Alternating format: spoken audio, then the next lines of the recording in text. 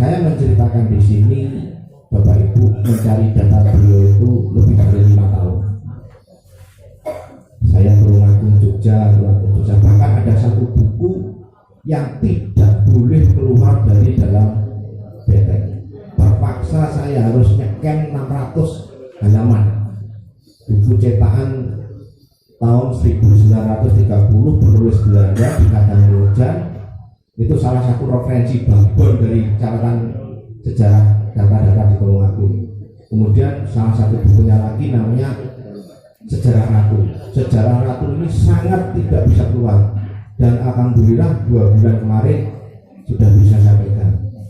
Kemudian Serat Rojo Putro cetakan kedua tahun 80-an terbitkan dari Keraton Jogja sama Serat Rojo Putro yang satunya lagi.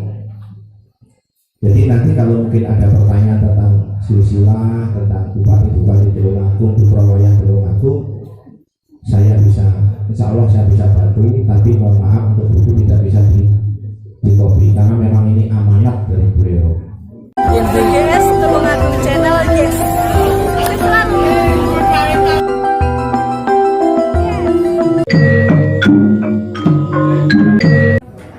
Saya rasa itu penting sebelum saya membicarakan beliau Raden Jayekusumo bin Raden Timurmudjo. Perkenalkan, nama saya Agus Sutomo. Saya seorang perawat. Saya dinas di Rumah Sakit Bayangkara Tulungagung, Kasubdit Kepegawaian, sekaligus kepala ruang anak. Untuk profesi lain, saya sebagai pengelola Gunung Budak mulai tahun 2003 sampai sekarang. Sekaligus saya ada di depan Bapak Ibu. Di sini adalah dalam rangka tugas budaya selaku abdi budaya, abdi dalam Kaprajan Ngayuk Yogyakarta Diningrat.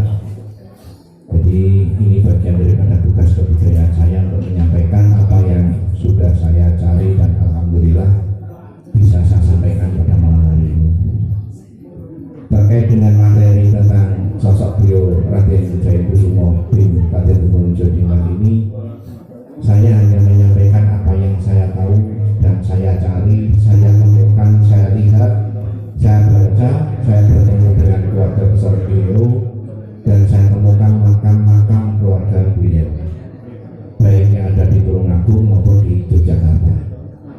Jadi saya di sini bukan seorang praktisi sejarah, bukan ahli sejarah, bukan guru sejarah, namun karena kecintaan saya terhadap sejarah, makanya saya mengambil, meneliti, mencari benang merah antara Tulungagung dengan Mataram. Baik Bapak Ibu, saya langsung karena waktunya cuma setengah jam. Bapak Ibu mungkin selama ini banyak mendengar, membaca, melihat di sosial media tentang beliau Raden Jayekusumo ini, terkenal dengan nama Demuk atau istilahnya Demite Ngamuk. Kemudian catatan di buku Babat Tulungagung, baik buku Babat Tulungagung tahun 1971 maupun berikutnya, banyak sekali catatan-catatan yang menceritakan tentang bagaimana dulu ini berkarir, mulai dari Pedrono, kemudian dari pegawai pajak di Gerbok di Ngawi, kemudian sampai bersekolah di Jembatan Hujan. Saya di sini akan menyampaikan tentang apa yang saya temukan, saya baca, dan saya lihat di lapangan terkait sosok beliau itu. Bapak Ibu yang saya hormati, Raden Jayekusumo ini putra kandung Raden Timurmudjo Bupati Tulungagung yang kelima. Ke atasnya, Raden Jayaningrat ini adalah putra mantunya Raden Jayaningrat ini putra kandungnya Raden Timurmudjo Diningrat, bupati yang keempat, menikah dengan putri dari Sinuwun Hamengkubuwono kedua dengan gelar Bendoro Raden Ayu Diningrat. Kalau saya menyebut nama-nama ini banyak rancu namanya, nama satu orang, nama Diningrat itu banyak sekali. Saya sebutkan bahwa beliau adalah Diningrat yang ke-1 bapaknya, ibunya Bendoro Raden Ayu Diningrat Sinuwun Hamengkubuwono II.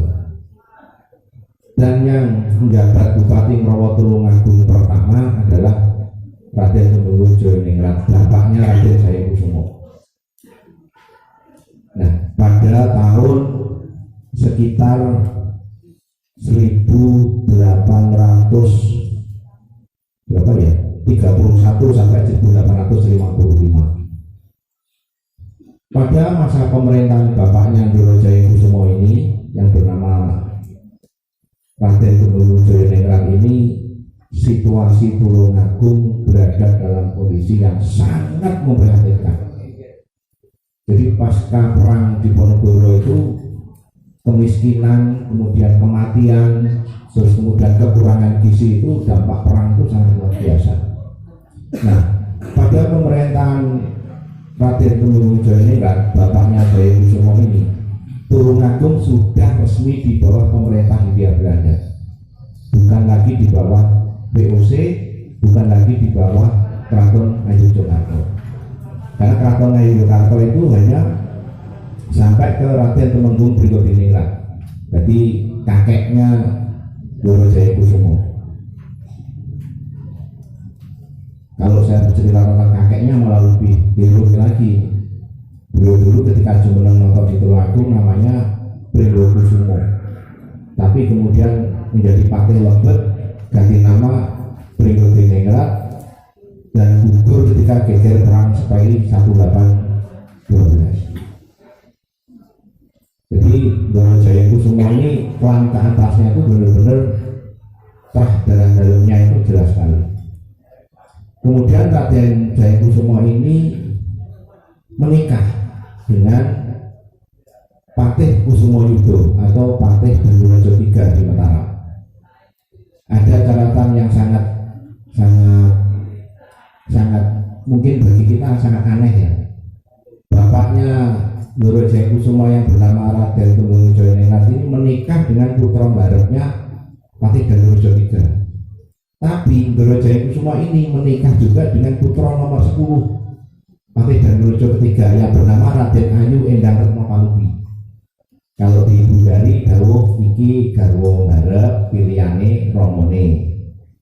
Istrinya itu ada 3. Yang istri pertama di sebelah timurnya itu adalah putri dari Patih Bandurejo III atau Patih Kusumojudho. Peristiwa yang terjadi di Mujang Bapak Ibu itu sebetulnya bukan sesederhana bagaimana ceritanya ada londo kemudian ngesokne pasir ning tempat makamnya para pekerja. Peristiwa itu terjadi ketika beliau mundur dari Nganjuk melihat pekerjaan pembuatan rel kereta api, bukan jembatan Mujang yang timur ya Bapak Ibu ya, itu pembuatan rel kereta api, jembatan yang barat itu, yang setiap kali kita ke luar naik kereta mesti kita lewati itu pembuatan rel kereta api itu pada masa pemerintahan bapaknya, jadi pada masa pemerintahan Raden Temenggung Jayaningrat. Ketika itu Belanda, pemerintah Hindia Belanda mencanangkan tentang penanaman atau kalau terkenal istilahnya kultur istilah atau tanam paksa, menanam komoditas, terutama kalau di Jawa ini adalah tebu dan teh, kalau kopi di luar Jawa. Jadi kaitannya ini nanti dengan pabrik gula Mojopanggung juga, karena pabrik gula Mojopanggung itu didirikan juga pada masa pemerintahan Raden Temenggung Jayaningrat. Ketika itu Raden Jayekusumo itu jadi kedono di Srengat. Jadi pada masa itu Srengat itu masuk Tulungagung, tapi pada bupati yang ke-6 sudah dipindah, Srengat ikut Blitar, Bucang Laban, Ngunut, Kalidawe ikut Tulungagung. Ada nomenklatur perbedaan itu. Nah, Ndoro Jayekusumo itu dalam catatan kehidupan beliau itu orangnya sangat bersahaja sekali. Jadi beliau lahir dari keluarga Ningrat, simbah buyutnya ini orang-orang sukses, orang-orang yang terdidik, orang-orang yang paham betul tentang ketatanegaraan. Jadi ketika pemerintahan Hindia Belanda menempatkan Raden Temenggung Jayaningrat sebagai Bupati Tulungagung, kemudian Jayakusuma sebagai Werdono di Srengat itu benar-benar pilihan yang terbaik, karena Belanda pada waktu itu mengalami satu kebangkrutan akibat perang di Eropa. Itu peristiwa Napoleon Bonaparte itu membuat Belanda itu secara ekonomi hancur. Di daerah jajahannya perang tidak selesai, di negerinya sendiri perang juga membuat Belanda itu bangkrut. Makanya akhirnya membuatlah program penanaman tanaman ekspor. Program ini sebetulnya awalnya baik Bapak Ibu ya, tapi kembali lagi mohon maaf, ketika sampai di lapangan ternyata aturan itu banyak sekali yang dilanggar oleh para pemimpin di tingkat bawah. Saya tidak bilang itu korupsi, tapi ya memang kita bayangkan saja pada tahun-tahun itu terjadi kelangkaan pangan, masyarakat perang yang berkepanjangan, kemudian ekonomi benar-benar bangkrut. Belanda mungkin tidak mengirim pasukan ke Indonesia karena Belanda sendiri juga mengalami bangkrut. Jadi kembali lagi kepada peristiwa jembatan Ujang itu, mungkin itu londo, tapi londo bukan londo kulit putih.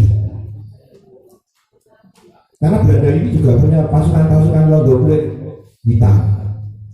Misalnya ada yang dari Bali, dari Maluku, dari Sulawesi, itu hal biasa. Jadi mereka bekerja di bawah pemerintah Hindia Belanda. Ya, kalau kita lihat aja yang era kemerdekaan, Kenil itu kan buatan Belanda ya Pak ya. Itu tentaranya tidak semua orang Belanda, bagian juga orang bangsa Indonesia sendiri. Itu. Jadi peristiwa Ngujang, jembatan rel kereta api itu, beliau ini ketika di Srengat itu sudah membuat bendungan Jayakusuma ini. Jadi sangat cinta sama rakyat. Di Nganjuk juga begitu, membuat perkantoran, pertanian dan sebagainya. Kok bisa seorang Werdono begitu hebatnya? Ada siapa di balik itu? Kembali lagi, mertuanya adalah Patih Kusumayuda, patihnya Sinuwun HP3. Bapaknya adalah Bupati Tulungagung. Kemudian neneknya adalah putra dari Hamengkubuwono kedua. Jadi sangat Jayakusuma harusnya maju. Itu terkait dengan bagaimana keteladanan beliau Jayakusuma di Tulungagung itu sudah jelas sekali bahwa beliau seorang pemimpin yang sangat dengan rakyat, meskipun berada pada keluarga dalam dekat dengan Mbah Buyutnya yang merupakan Jayakusuma para pemimpin di Mataram. Kembali lagi bahwa Tulungagung sudah di bawah pemerintah Hindia Belanda, tidak lagi di bawah Ngayogyakarta Hadiningrat. Jadi ketika Ngrawuh Tulungagung ini Bapak Ibu ya, kalau sepintas saya pernah mendapat cerita dari para sesepuh, dulu rumahnya Bupati itu di Dukcapil itu, terus kantor DPRD itu Presiden Belanda. Terus Pak Bupati kalau menemui tamu ya jalan kaki dari situ ke pendopo. Kemudian ada balai rakyat itu, memang tempat pertemuan mungkin para kawula dan sebagainya. Ada perkembangan seperti itu.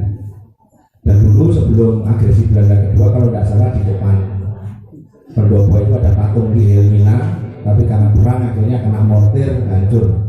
Saya kurang tahu referensi dibuat jalan era Kartini dan ada patung Raden Ayu Kartini di situ itu apa?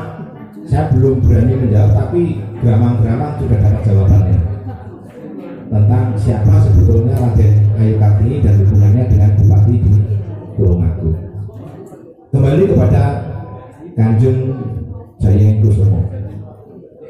Ketika beliau peristiwa itu, kemudian beliau apakah serta-merta kemudian langsung dibawa ke Demuk? Tidak Bapak Ibu. Setiap peristiwa kriminal atau pelanggaran hukum itu selalu melalui persidangan. Dan keterangan yang saya dapat dari keluarga terdekat beliau yang ada di Sleman, Jogja, beliau itu tidak disidang di Tulungagung, di depannya SMP 1 itu, dulu kan kejaksaannya di situ. Terus kemudian biaya cukai itu sampai ke SMP 1 itu penjara. Tapi beliau disidang di Mojokerto. Salah satu pertimbangannya kenapa kok tidak disidangkan di Tulungagung, tentunya karena Ndoro Jayakusumo ini seorang tokoh yang menjadi panutan masyarakat Tulungagung, orang yang sangat berpengaruh, sangat berani. Ya mungkin dengan pertimbangan kalau misalnya ada peristiwa kriminal pembunuhan di Kecamatan Campur Darat diambil alih oleh Polres Tulungagung, sepertinya begitu. Nah di situ sidang dan keluarga besar beliau, salah satunya adalah Patih Kusumo Yudo ini juga sangat membantu menyelamatkan beliau dari berbagai diskusi. Kenapa kok tidak dipenjara saja? Kenapa tidak dibuang ke luar pulau, kok dibuang ke Gemuk?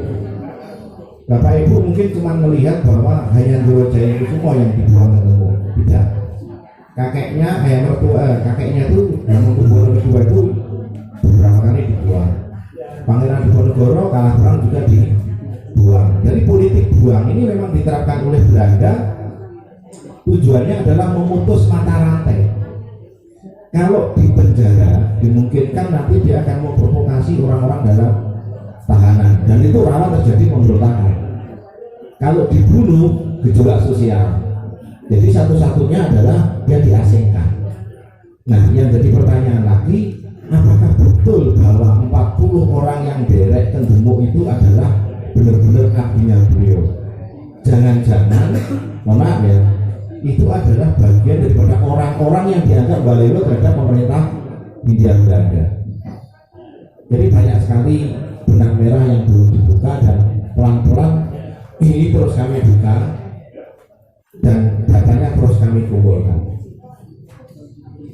Jadi Bapak Ibu, kalau diistilahkan Gemuk itu adalah bumite ngamuk, mungkin kesannya kan jalma moro, jalma mati, dipangan macan, dipangan demit, dipangan malaria dan seperti itu. Kalau menurut saya mungkin tidak sesederhana itu Bapak Ibu. Jadi Belanda itu mungkin menempatkan daerah Gemuk, Pucang itu memang sebagai daerah buangan para orang-orang yang tidak sendiko terhadap pemerintah Hindia Belanda. Sekali lagi saya sampaikan bahwa aturan di dalam tanaman perkebunan itu jelas, dan itu tidak disebutkan tanam paksa. Ada undang-undang yang mengatakan, yang itu di dalam klausul perjanjiannya, masyarakat wajib menyediakan 1/5 tanahnya untuk menanam tebu. Kemudian kegagalan panen akibat daripada biaya ditanggung oleh pemerintah Hindia Belanda. Terus pemerintah daerah menyediakan tenaga kasar. Terus hasil produksinya dijual, diekspor, dan di situ para lurah, para demang, para odono yang sukses dengan perkebunan tebu dan teh akan mendapatkan bonus. Nah, bonus inilah yang membuat sepertinya sistem ini menjadi tambah kacau. Wis negarane melarat, kabeh pengen ndang sugih, akhirnya mengejar bonus. Siapa yang tertindas? Tentunya rakyat. Itu tadi. Apakah Pak Bupati salah? Apakah Ndoro Jaya yang salah? Belum tentu salah. Beliau ini orang terpilih ya. Beliau ini terpilih baik secara adat budaya, secara tradisi kultur keturunannya, sekaligus beliau ini, Belanda ini bangkrut karena POC. Belanda ini bangkrut karena ulah-ulah para POC. Tentunya beliau ini memilih orang-orang yang jujur, dicintai rakyat, bisa menjalankan program. Saya kurang setuju kalau Bupati Jayanegara ini dianggap orang yang istilah ini londo, melok londo. Saya nggak setuju, karena tidak ada catatan itu. Kalau Ndoro Jayakusumo ini orangnya sangat dicintai rakyat, ya memang beliau ini lahir dari daerahnya itu pemberani. Kakek buyutnya namanya Pangeran Mangkubumi I itu perang melawan Belanda, perang dengan saudaranya sendiri demi membela Yogyakarta. Jadi memang kalau diceritakan di buku tentang Bapak Tulungagung, Ndoro Gemuk itu paling nakal. Lek delian bisa beli jero kendi. Terus kemudian pokoknya, makanya mungkin itulah yang membuat Belanda sendiri juga arti bahwa laki putrane bupati harus dihukum teman-teman bahaya, ya itu sepertinya seperti itu Bapak Ibu. Jadi sekali lagi, apa yang bisa kita petik dari beliau Ndoro Jayengkusumo? Ya di tengah situasi negara yang sangat kacau, sangat sulit ekonomi, kelaparan di mana-mana, dampak perang ini benar-benar membuat bangsa ini terpuruk, masih ada satu sosok yang tentunya harus terus kita sanjung dan kita hormati, kita teladani, bahwa Tulungagung punya sosok yang sangat luar biasa. Kalau di Blitar punya Pak Supriyadi Peta, di Tulungagung punya Ndoro Jayengkusumo. Itu dari saya. Jadi saya sampaikan itu dulu, nanti mungkin waktunya sudah mepet ya Bapak Ibu ya, sudah sangat mepet. Namun sebelum saya tutup, nanti bisa tanya jawab 1-2 pertanyaan Mbak Reni ya. Saya menceritakan di sini, Bapak Ibu, mencari data beliau itu lebih dari 5 tahun. Saya Tulungagung Jogja, bahkan ada satu buku yang tidak boleh keluar dari dalam benteng. Terpaksa saya harus nyeken 600 halaman. Buku cetakan tahun 1930 penulis Belanda di Kadangrejo. Itu salah satu referensi babon dari catatan sejarah data-data di Tulungagung. Kemudian salah satu bukunya lagi namanya Sejarah Ratu. Sejarah Ratu ini sangat tidak bisa keluar, dan alhamdulillah 2 bulan kemarin sudah bisa sampaikan. Kemudian Serat Rojo Putro cetakan kedua tahun 80-an, terbitkan dari Keraton Jogja, sama Serat Rojo Putro yang satunya lagi. Jadi nanti kalau mungkin ada pertanyaan tentang silsilah, tentang bupati-bupati Tulungagung, Putra Wayang Tulungagung, saya bisa, insya Allah saya bisa bantu. Tapi mohon maaf untuk buku tidak bisa di copy, karena memang ini amanat dari beliau. Terakhir, sebelum saya tutup, mudah-mudahan pada pertemuan hari ini adalah awal di mana kita membuka lembaran baru tentang Tulungagung. Mudah-mudahan ke depan bisa dilakukan kajian seminar tentang sejarah peradaban Mataram dan sampai akhir, sekaligus masa pemerintahan yang berada sampai dengan Indonesia merdeka, dan berkah buat seluruh yang hadir pada malam hari ini. Mudah-mudahan ini tercatat sebagai amalan ibadah. Terima kasih. Kita lanjutkan dengan wawancara. Monggo Mbak Reni, nanti saya tutup. Baik, terima kasih. Bagus. Masih ada waktu sekitar 15 menit. Monggo, ingkang ada pertanyaan disampaikan langsung kepada beliau. Bagus. Yang jelas cerita yang disampaikan oleh beliau tadi, sumbernya atau referensinya sudah didahulukan, antara lain dari Sejarah Ratu dan Serat Rojo Putro dan beberapa tulisan-tulisan lain. Monggo langsung saja, kalau ada pertanyaan disampaikan kepada Bapak Agus. Dipersilakan. Ini saya ada mic lagi.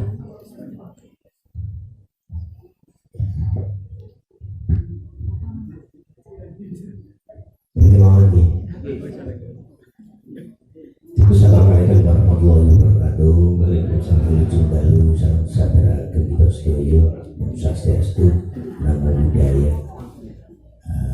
Salam waras, Kirahayu. Bagaimana derek pengajeng, belum bisa kenalan gitu, sudah kenal. Bukan berarti saya sok terkenal belum. Artinya kita sudah sering ketemu. Yang jauh bagus, yang saya tanyakan sederhana sekali.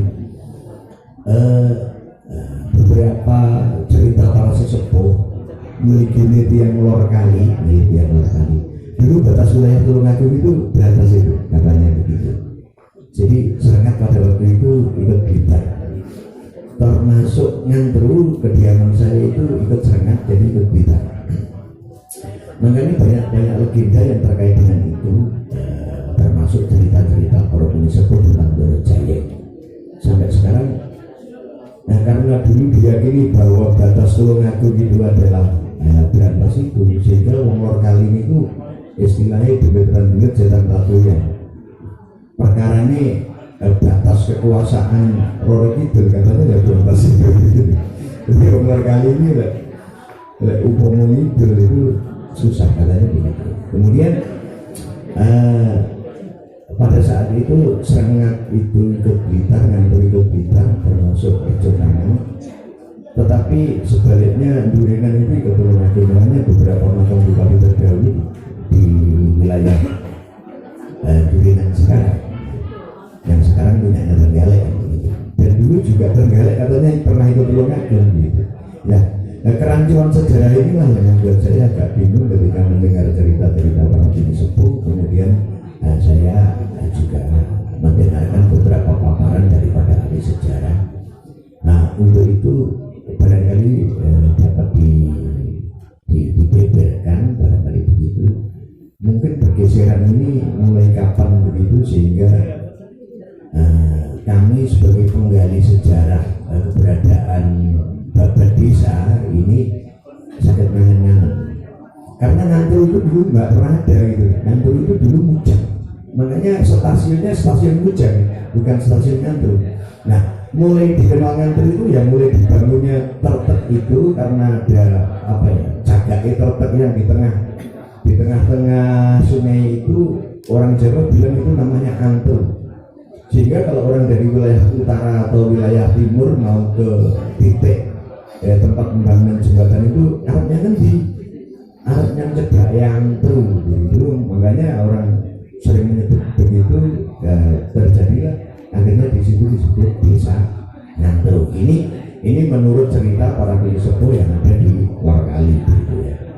Nah, ini mohon barangkali Pak Agus yang sudah mengkaji sekian banyak dari beberapa referensi yang penjenengan ketahui, ini mulai kapan pergeseran pembagian wilayah ini? Karena pada masa Hindia Belanda saya tahu pembagian wilayah ini berdasarkan distrik, kalau nggak salah distrik ya, dimana Ngantru ini masuk distrik mana saya juga nggak tahu kan. Yang saya tahu itu distrik campur daerah atau yang saat dulu disebut wilayah Besuki atau distrik mana itu? Besuki ya, distrik Besuki, distrik Campur, Mangut dan lain sebagainya. Sedang Ngantru dan Mujang ini masuk distrik mana saya nggak tahu. Itu saja sebagai bahan pertanyaan saya.